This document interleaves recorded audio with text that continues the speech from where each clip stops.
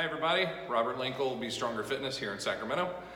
It's no secret that I am a big fan of the band Kiss. And I've been obsessed with them ever since I was a kid, thanks to my brother. But recently, since we went to their concert here in Sacramento, I've been completely obsessed with them. So I was watching a video with Paul Stanley, the lead singer, or main lead singer of the band. And he talked about how, one of his comments was how becoming a parent made him a better musician. And it made me start thinking about how becoming a parent has made me a better personal trainer and business owner. And so I had 5 tips, 5 components that I kind of found that I wanted to share with you that I thought might be interesting or give you some intrigue into it. So the first one is attention to details. We have little ones like this one that with little things around our house, we cannot leave little pieces of Lego out or plugs that are uncovered. We can't do any of that because she will get a hold of it and choke on it, or she will go sticking her fingers into something. And so we have to pay a lot of attention to the details of what she's got and what she's handling, what she's doing. And that really brings a good component to our business and the way that we train. We need attention to the details with everything that we do in here, from something as simple as how clean is the facility every day, from the smallest things of lint and dust to how well organized are the programs. Are we covering all of our basics? Why do we have the program design components that we have, and are we teaching our clients about that? The little details matter, and I tell my clients all the time, if I'm nitpicking you about a shoulder placement or a foot placement, that there's a reason why. Even the smallest little things that you may seem I'm just being obnoxious about. Like, is this really that big of a deal? It is. And so life is the details, the small things, the beauty is in those details, and that's where you really define who you are as a professional and the service that you produce. So attention to details. The second one is patience. Obviously, patience, as far as with kids go, comes from no spitting, thank you. It comes from teaching them proper behaviors and attitudes of what they do, but also, knowing when, okay, they're pushing it and it's time to say you're in trouble, to I'm going to have some patience and some time to allow them to learn about the situation. And the same thing goes for the way that we program and work with our clients. If I nitpick and jump on every little thing before anybody does it or before they have the opportunity to practice what I've taught, am I really teaching or am I controlling everything? And so I want to give opportunities for them to practice and learn the things that I've taught, and I watch and I'll see, a position that's not quite right, and I'll see the wheels turning and the client's going through and they go, okay, they've learned it, they've now heard me, and I know what I'm teaching, the way that I'm teaching it is connecting, that there's a great benefit to that, added value to it.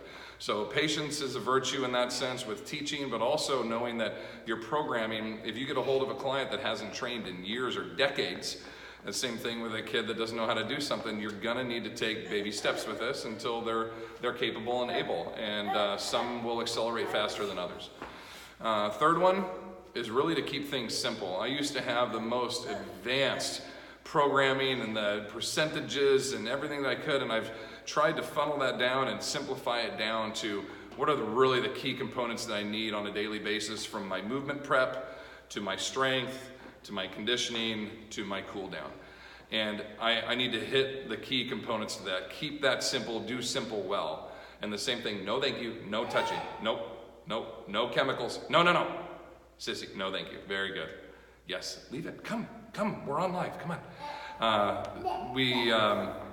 We do the same thing with our kids, of keeping things simple and knowing, they're obviously not gonna get really advanced components just yet, that we're gonna need to, progress in these baby steps, but really let's focus on the key components. Let's focus on the things that are, we feel are most important. Don't sweat the little details in things that we can worry about. I know my other one was pay attention to details, and those are on the specific components of things that are gonna drastically make a difference.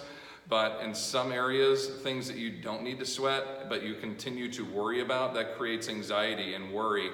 And hey now, come on over here. Sissy, come look, there's you. Come look, come.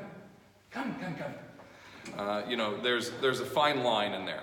Focus on the things that are most important, that you really feel like you can make good progress with, don't sweat the details, the little things that will get fixed in the long run. So that's a general goal that we have with our kids, but also with our clients, is to find that happy medium. When are we doing too much? When are we not doing enough? Find a way to really kind of keep things simple. Fourth one is going to be that you're going to have some down days. There's a joke that goes around. I don't remember what comedian said it, but he talked about how, like, anytime your kid's being a real dick, you're always like, oh, they're tired, right? It's not just that your kid's being an asshole, it's that the kid has to be tired. And I say that joking, like, most kids are pretty good kids, and they just have moments where, they are tired and they're exhausted and they've had too much going on, too much stimulation. The whole idea is to understand that if I just jump on them every time they're having a bad day, they're going to feel like they have to be perfect all the time. And the same thing goes with our clients, that they're going to have some down days. I get to see everybody for an hour, 3 days a week. So you got 168 hours, I get to see you for 3 of them. What is going on in the rest of your day and the rest of your life, I have no idea. So I need to maximize my time, maximize my moments with the people that I have, and it needs to be, in my opinion, what I try to do is make it the best hour of their day. So understand that we're going to have some down times, that maybe there are going to be some days that aren't as successful or progressive in training, but also understand that every step forward, though not a huge step, is still a progressive step forward. So again, not sweating the small things, but understanding in the situation, in this day, in this moment, may not be the best opportunity to progress and go forward, but we're still moving. Okay, make the best of every moment. Last one is to be proud of small accomplishments. Little things like Bristol today helping me clean up. I handed her a collar off of one of the bars, and she walked right over to the bucket and put it in there where the other collars were. And I didn't teach her to do that. I didn't come by last time and be like, hey, this is where they go. She just sees that where, I had them before, when I used them, and then when I put them back, she just followed and learned that. And that was a really cool accomplishment. That was worth a high five. One of my clients the other day talked about the first time that he, since his hip surgery, has been able to sit down to the specific chair that he sits in and stand back up without using his arms. And though that's something simple, it was for me, it was a very proud moment to say, like, I've helped my client achieve this.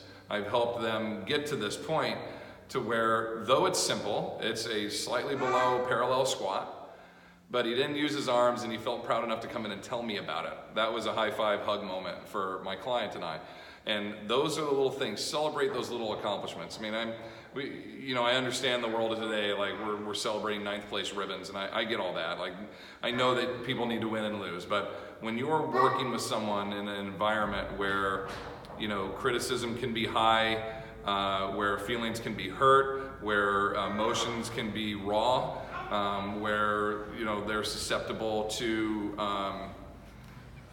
criticism of their body and their ability, you need to look at these opportunities, though small, though simple. The successes are fantastic, and we need to take those moments to at least recognize them for a second and move on. And though it's not the ultimate goal yet, it's another step that gets us that much closer. So the simplest things of every day when a client leaves, I try to say something that I really recognize and that I took from that training session, and say, like, this was fantastic today.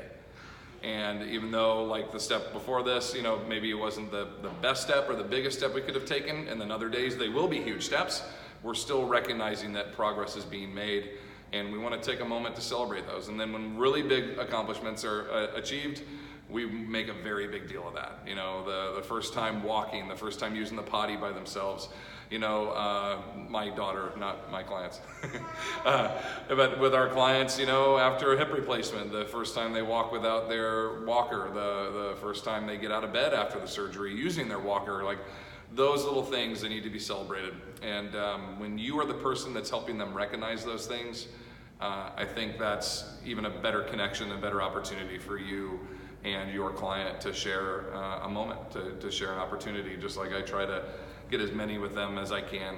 I hear all these parents say time goes by so quick. My parents say it to me all the time, treasure every second because time goes by quick. Sissy, no thank you. Leave that alone. Thank you, good girl. those times I'm seeing that now with Peyton. She's 5.5, Bristol's 18 months. I'm starting to see that now. I don't have to carry them around. Peyton's getting to that point where she doesn't want to always hold my hand when we're crossing the street. Like those little things, I'm going, man, I'm going to miss this when we're not doing it anymore. I need to recognize those moments and to celebrate those moments. So it's a big thing. These little ones, come here, come say hi. These little ones are going to be around, hopefully for obviously forever, as long as I'm around, but they're only going to be this big for so long. And I want to maximize my moments with them, just like my clients. I hope and always want clients that I choose to work with.